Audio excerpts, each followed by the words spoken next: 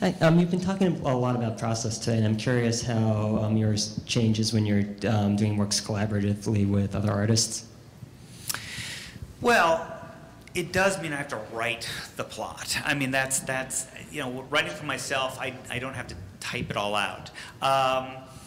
Every artist I work with is different. So there are certain guys, Duncan Fegredo, everything he draws is very active. So I'm constantly after writing things like, Hellboy's excited, but not so excited that sparks are flying out of his head, you know? And Richard Corbin is an entirely different kind of animal. You know, there's certain guys, you tailor certain stories to certain guys' strengths. Crooked Man I wouldn't have written for any other artist, but nobody's better at drawing twigs and old rotting houses than Richard Corbin. So, yeah, it's a lot of typing and playing to different guys' strengths. What were the 2 original names that you came up with? I know one.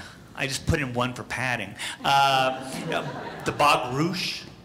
I guess the Agju Jihad is original, though I based that on an Egyptian thing. There was an Egyptian thing. I stumbled across an Egyptian mythology about I have no idea how to pronounce it, Agduad or some kind of thing, and it was 8 primal beings that came up out of the slime, like with frog heads. And I went, ooh, nobody's using these guys? And so I changed the number of them to 7 so that it also had a resonance with like the Catholic, you know, 7-headed dragon. So there was a lot of stuff I did like that at the beginning of Hellboy. I kind of looked around at a lot of different mythologies and found things that were common or almost common to different mythologies, and I said, well, I'm gonna play around where this stuff almost meets up. Bog Rouge, I just liked. It was just one of those names that pops into your head. This stuff, when it comes to names, either they pop into my head, or I spend 16 weeks beating my head against the wall trying to come up with them. Recently, in one of the short stories I did. One of the short stories that's in the Screw on Head book uses one character from The Amazing Screw on Head, Dr. Snap. All the names in Screw on Head just came off the top of my head. But I had this, you know, there's a story about how Dr. Snap murdered Dr. And it was 3 months of no name for this guy.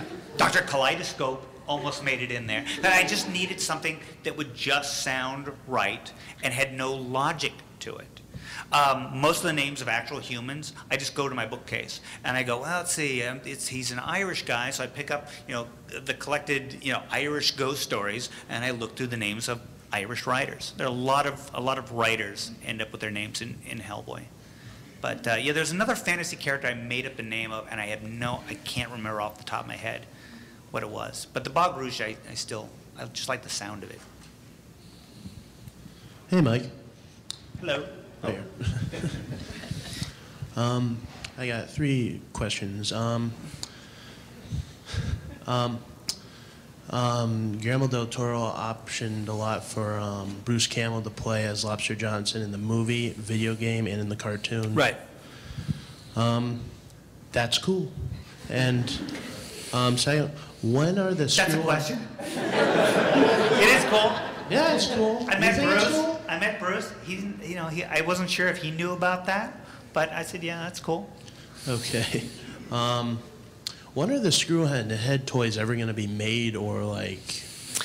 Well, Screw-on-Head is a complex deal because a lot of the merchandise rights were tied up with the cartoon. So as long as the cartoon rights are with somebody else, the merchandise rights are with them. So until that stuff reverts back into my hands, I have no control over doing like a toy. I would love an Amazing Screw-on-Head toy. Amazing Screw-on-Head started out as my idea for a toy. It just turned into this silly comic. And number 3? And does Hellboy get horny, or does he just get a little stump? Wow, thanks for ending the panel on that. That's a question for Del Toro. Del Toro loves questions like that. Everybody, shall we thank Mr. Mignola?